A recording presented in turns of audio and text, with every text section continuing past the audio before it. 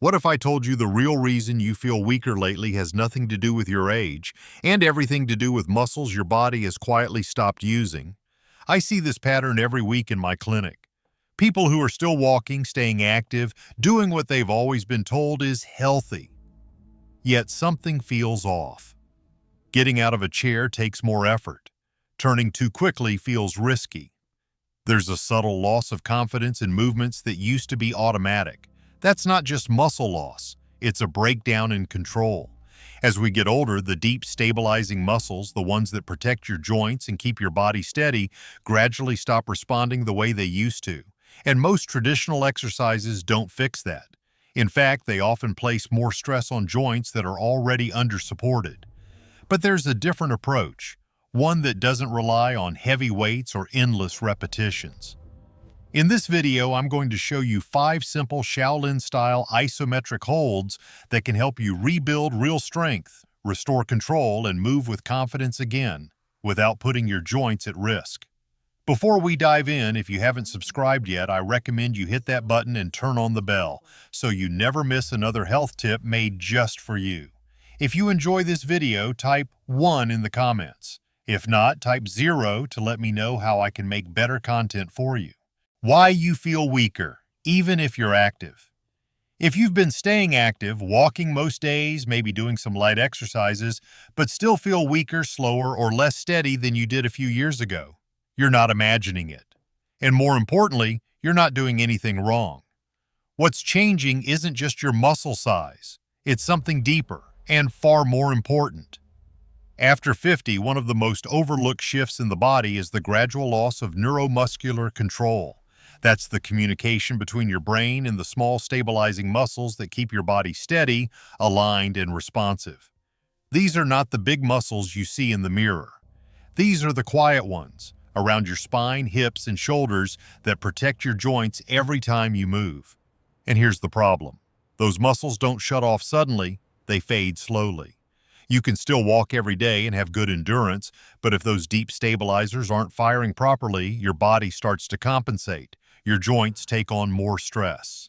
Movements feel heavier, your balance becomes less reliable, and simple things like turning quickly, stepping off a curb, or getting out of a low chair start to feel more effortful than they should. This is often the point where people push harder, more reps, longer walks, maybe even heavier weights. But without restoring control first, that extra effort can actually work against you. It adds friction to joints that are already under-supported. Over time, that's when stiffness, nagging pain, or even injury begins to show up.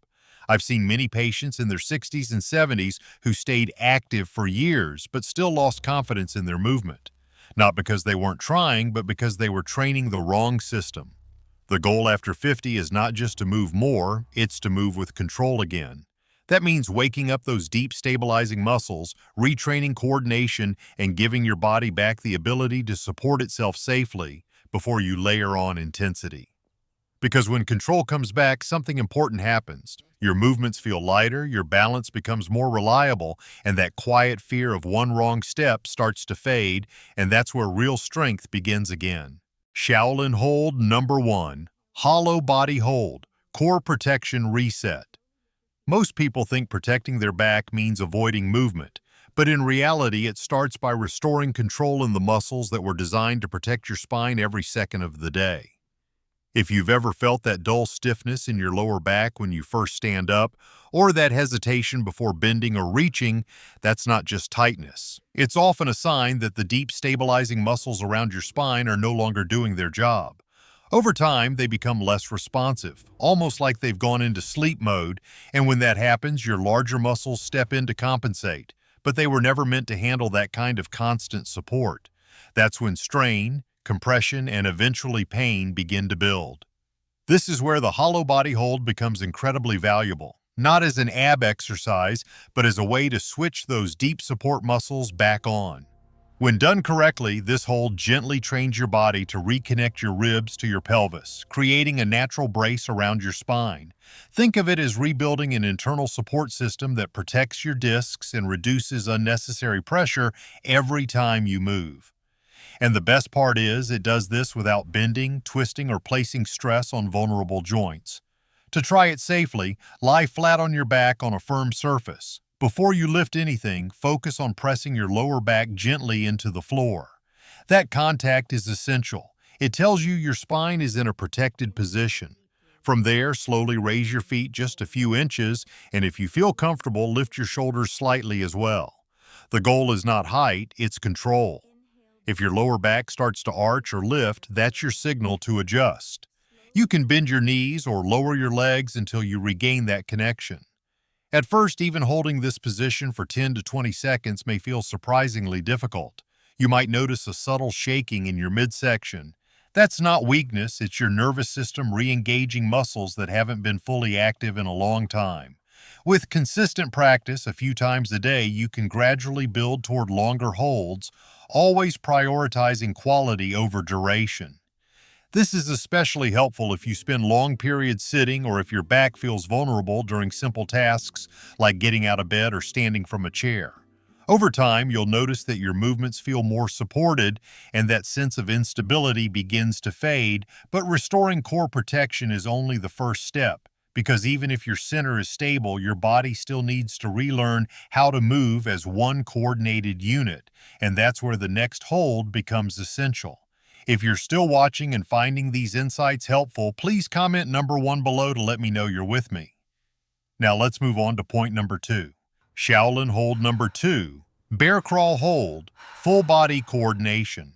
It's often not a lack of strength that makes you feel unsteady. It's the loss of coordination between parts of your body that used to work together without you even thinking about it. Many older adults tell me, "I don't feel weak, I just feel off." Maybe you've noticed that when you reach for something, turn quickly, or step sideways, your movement feels slightly delayed or disconnected.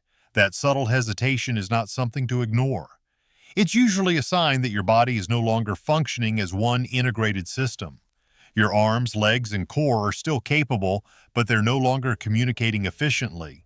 And that's exactly when small missteps can turn into pulled muscles or even falls. The bear crawl hold is one of the most effective ways to restore that lost connection. This is not about crawling across the floor or doing anything fast or complicated. In fact, the power of this movement comes from staying completely still. When you hold this position, you force your shoulders, core, and hips to engage at the same time. Your body has no choice but to reconnect the wires between upper and lower halves. Over time, this improves coordination, stability, and your ability to react safely to everyday movements. To begin, get down on your hands and knees on a stable surface. Place your hands directly under your shoulders and your knees under your hips. Before lifting anything, gently tighten your midsection, just enough to feel stable, not rigid. Then tuck your toes under and lift your knees just 1 inch off the ground. It may not look like much, but that small lift changes everything. Your goal is to keep your back flat, not rounded, not sagging, and your head in a neutral position. You should feel a steady engagement across your shoulders, abdomen, and thighs. If your hips start to rise or your back begins to dip, that's your signal to reset. Start with short holds, even 10 to 15 seconds, and build gradually as your control improves. You may feel your body trembling slightly. That's not a sign of danger. It's your nervous system relearning how to coordinate multiple muscle groups at once. Breathe steadily throughout the hold. Holding your breath will increase tension and reduce control. This hold is especially helpful if you felt clumsy during simple tasks or less confident moving in tight spaces, like the kitchen or bathroom. With consistent practice, you'll begin to notice smoother, more connected movement and fewer of those moments where your body feels out of sync.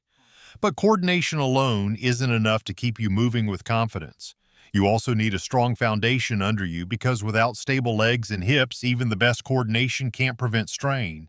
And that's exactly what the next hold is designed to rebuild. Shaolin hold number 3, horse stance, lower body foundation. There's a quiet moment many people don't talk about, the moment you hesitate before lowering yourself into a chair or feel your legs working harder than they used to just to stand back up. That's not simply getting older, it's often a sign that the foundation of your body, your hips and thighs, is no longer supporting you the way it should. When the muscles around your hips weaken or lose endurance, your knees and lower back begin to take on more load than they were designed for. Over time, that shift creates a chain reaction. Stiffness in the hips, pressure in the knees, and a growing sense that your balance isn't as reliable. This is where many people either stop training their legs out of fear or push into movements that are too aggressive for their joints. The horse stance offers a different path. It builds strength exactly where you need it, without forcing your joints through repeated impact or motion. At first glance, it looks simple. You stand with your feet wider than shoulder width and begin to lower your hips as if sitting into an invisible chair. But what matters is how you hold the position.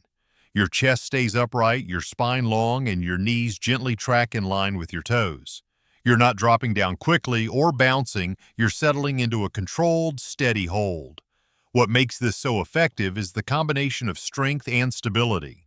Your thighs and glutes begin to engage deeply, supporting your hips from underneath while your body learns to stay balanced over your feet.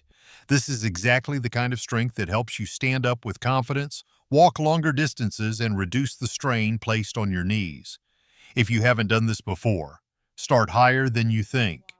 You don't need to force your thighs parallel to the floor right away. Even a partial position, held with good form for 15 to 20 seconds, can begin to activate muscles that have been underused for years. As your strength improves, you can gradually lower a bit more and extend your hold toward 45 seconds or longer. You'll likely feel a deep, steady burn in your legs. That sensation is expected. What you should not feel is sharp pain in your knees. If that happens, rise slightly and adjust your stance. Your weight should stay evenly distributed, with a slight emphasis through your heels to keep your knees from drifting forward.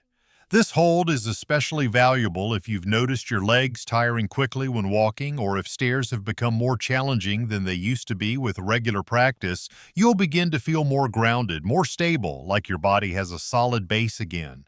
But strength in the lower body is only part of the picture. To stay fully independent, you also need the ability to generate safe, controlled power through your upper body without putting stress on sensitive joints. And that's where the next hold becomes surprisingly powerful. If you're still watching and finding these insights valuable, please comment number 1 below to let me know you're here. Now let's keep going with point number 4.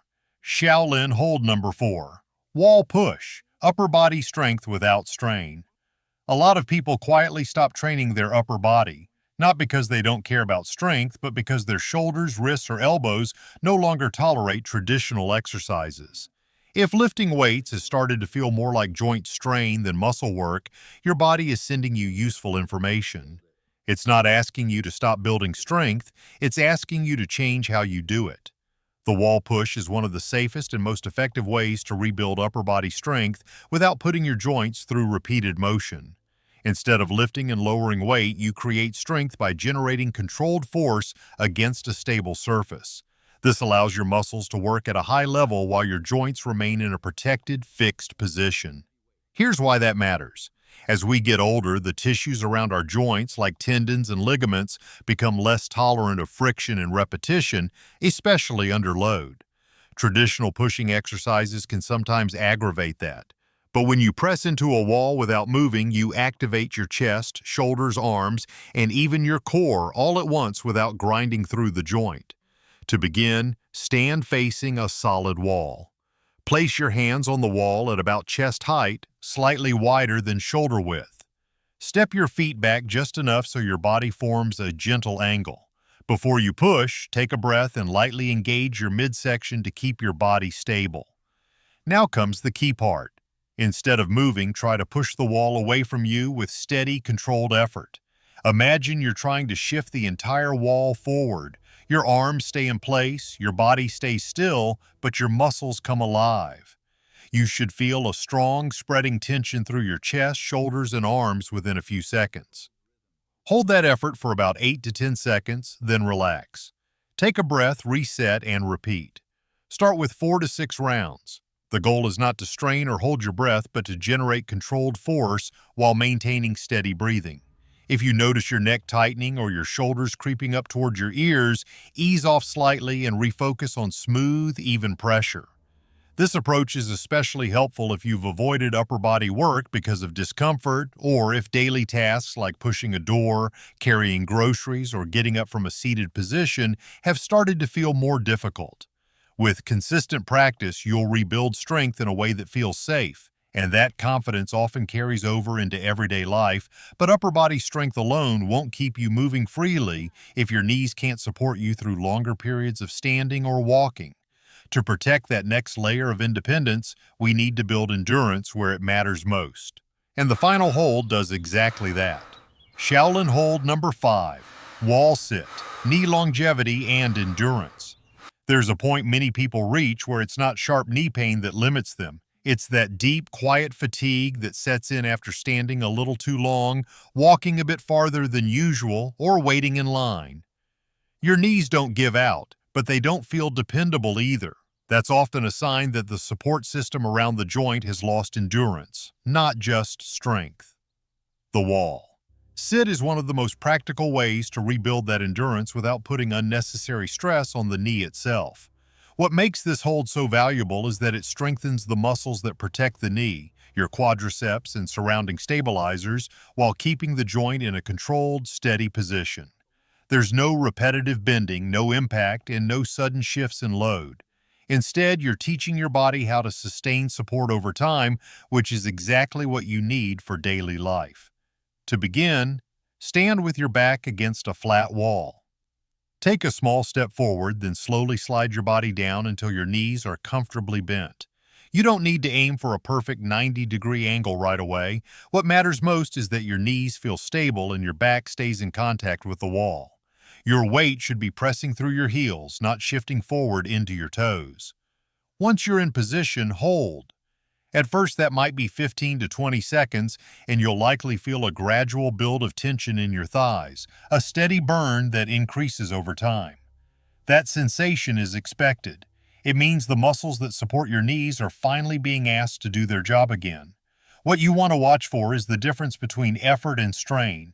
A deep muscular fatigue is normal. Sharp or pinpoint pain in the front of the knee is not. If you feel that, slide up slightly and reduce the depth. This is not about pushing through pain, it's about building resilience safely. As you practice, your hold time will naturally increase. 30 seconds becomes manageable, then 45. Eventually, a full minute feels controlled rather than overwhelming, and that's when you start to notice real changes. Standing feels easier, walking feels more stable, you're less likely to feel that creeping fatigue that makes you want to sit down sooner than you used to. This hold is especially important if you want to maintain the ability to move freely. Whether that's walking through a store, traveling, or simply staying active throughout the day without worrying about your knees giving you trouble. But even with stronger knees, there's one critical mistake that can undo all of this progress if you're not careful. And before you put these exercises into your routine, you need to understand exactly what to watch for next. Important warning section. Before you start adding these holds into your daily routine, there's something I want you to understand clearly, because this is where many well-intentioned people get into trouble without realizing it. Not all discomfort is the same, and knowing the difference can protect you from turning a helpful exercise into a setback. When you begin these isometric holds, it's completely normal to feel muscle fatigue, shaking, or a gradual burning sensation. That's your body reactivating muscles that may not have been fully engaged for years. In fact, that mild shaking is often a good sign. It means your nervous system is reconnecting with those deeper stabilizers we talked about earlier. But sharp pain is different. If you feel a sudden, pinpoint pain in your knee, lower back, shoulder, or neck, that is not something to push through. That's your body signaling that something is off. Either your position needs to be adjusted or that particular variation is not appropriate for you right now. This becomes especially important if you're dealing with conditions like arthritis, a history of joint replacement, or a recent injury. In those situations, the goal is not to avoid movement, but to modify it intelligently. For example, in the wall sit, you may need to stay higher and avoid deep bending. In the hollow body, hold, keeping your knees bent may be the safer starting point. There is no benefit in forcing your body into a position it isn't ready to support. Another common mistake I see is holding the breath during effort.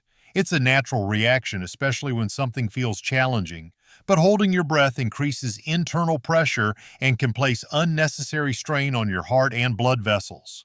Throughout every hold, your breathing should remain steady and controlled. If you can't breathe comfortably, that's a sign you're pushing too hard. Also, be mindful of duration. More is not always better. Starting with shorter, high-quality holds is far more effective than forcing yourself into longer ones with poor form. 10 to 20 seconds of proper engagement will give you more benefit than a full minute of compensation and strain. And finally, consistency matters more than intensity. These exercises are not meant to exhaust you, they are meant to retrain your body. Doing them regularly, even in small amounts, will create far better results than pushing too hard and needing to stop for days afterward.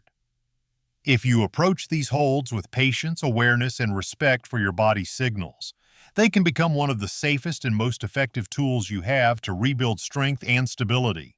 And once you understand how to do them safely, the real question becomes, how do you turn these individual holds into a simple routine you'll actually stick with every day? The small decisions that shape your next few years. As we get older, the body doesn't usually break down all at once. It changes quietly, layer by layer. A little less stability here, a bit more stiffness there, until one day something simple feels harder than it should. That's how loss of independence often begins, not with a major event, but with small, overlooked shifts.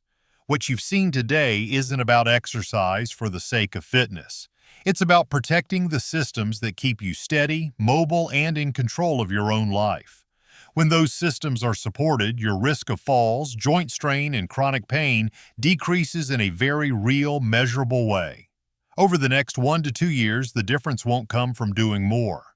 It will come from doing the right things consistently. A few minutes a day can either rebuild confidence in your movement, though, or if ignored, allow weakness to quietly take more ground. Your body is still capable of adapting. The question is whether you give it the right signal, starting today. Don't forget to like, share, and subscribe to our YouTube channel for more content like this.